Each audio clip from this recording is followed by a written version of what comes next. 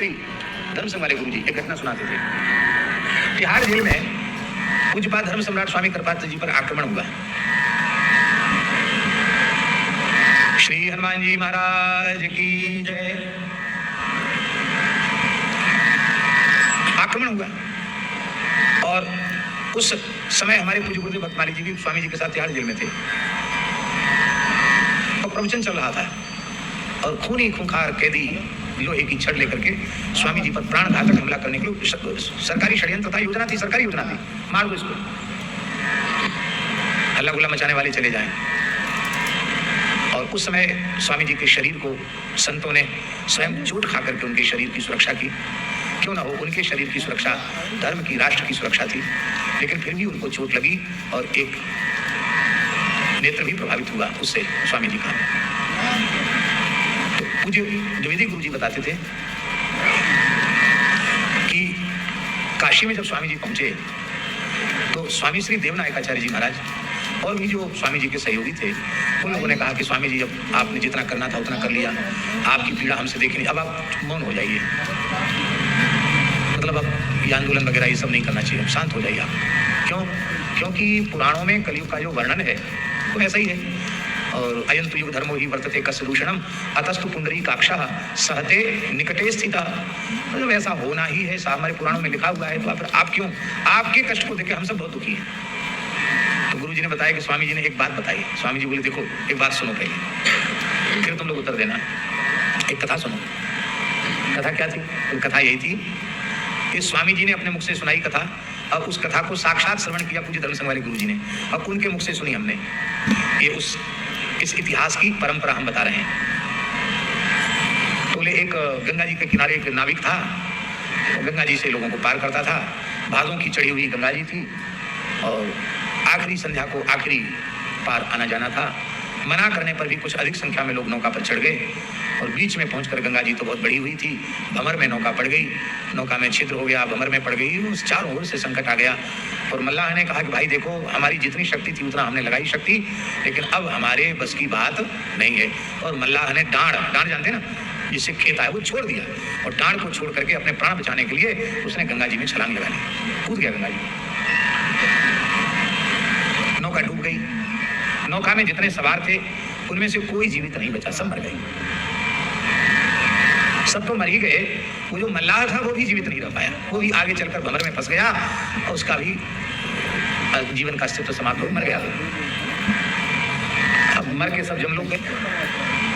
यमराज ने कहा भाई चित्रगुप्त देखो, खाता देखो सबका, भाई खाता खोलो देखो, सबका हिसाब किताब होने लग गया।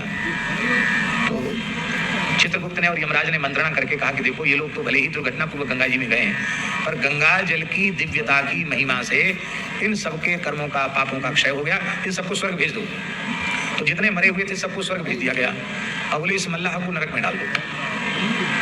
इस मल्लाह को चित्रगुप्त और यमराज ने मिलकर ये निर्णय दिया, इस मल्लाह को नरक में डाल दो। उसने कहा महाराज हम किसी गटर में जाके थोड़ी मरे, हम भी गंगा जी में मरे, गंगा जी के तट पर पैदा हुए, जीवन भर गंगा जी में नौका चलाई और मरे तो गंगा जी में मरे। इतना घोर अन्याय आपकी धर्म सभा में हो रहा है, इन सबको स्वर्ग भेजा जा रहा है, मुझे अकेले नरक में डाला जा रहा है। बोले तुम्हारे ऊपर इन सबकी हत्या का पाप है। जितने लोग मरे हैं भले ही इनकी मृत्यु का विधान इसी प्रकार का हो, लेकिन तुम नाविक थे, तुम्हारे हाथ में डांड था, तुम्हें अंतिम क्षण तक इनको बचाने का प्रयास करना चाहिए था, डांड छोड़ना नहीं चाहिए था, तो तुम स्वर्ग नहीं तुम वैकुंठ जाते, क्योंकि इतने जीवों के प्राण बचाने का पुण्य तुमको मिलता, किंतु तुमने हताश निराश होकर डांड छोड़ दिया, इसलिए इतने लोगों की हत्या का पाप तुम्हें लगा, अब तुमको नरक भोगना पड़ेगा। इस कथा को सुनाकर पूज्य धर्म सम्राट जी ने कहा, स्वामी जी ने कहा कि देखो आप लोग तो अभी देख रहे हैं, मैं अदृष्ट को देख रहा हूँ। जब यह शरीर हम लोगों का नहीं रहेगा और हम भगवान के दरबार में पहुंचेंगे, उस समय जब भगवान हमसे पूछेंगे कि भाई गो हत्या हो रही थी तुमने क्या किया, ये डांड ब्राह्मणों के हाथ में है, ये डांड संतों के हाथ में है, ये कहना बंद कर देंगे तो ये जो अधर्म हो रहा है इसका पाप उनको लगेगा।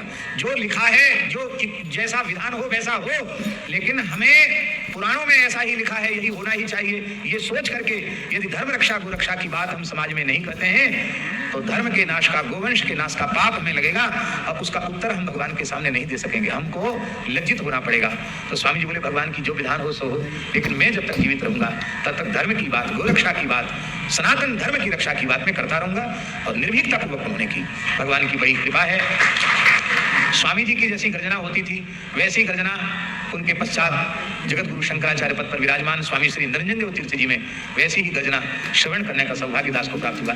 अनेकों बार उनका प्रवचन पूज्य स्वामी श्री निरंजन देव जी तीर्थ जी का प्रवचन सुनने को का अवसर मिला और वो झलक भगवत कृपा से अभी कभी कभी वह दिव्य झलक जो जगन्नाथपुरी के पूज्य जगत गुरु शंकराचार्य जी पधार रहे हैं उनकी वाणी में भी स्वामी जी जैसे गर्ज करके बोलते थे और पूज्य स्वामी श्री निरंजन देव तीर्थ जी जैसे गर्जना करके बोलते थे, वो झलक परम पूज्य जगत गुरु शंकराचार्य स्वामी श्री निश्चलानंद जी में भी देखने को सुनने को प्राप्त होती है। किन महापुरुषों का दर्शन करके लगता है कि हम लोग अभी बहुत भाग्यशाली हैं।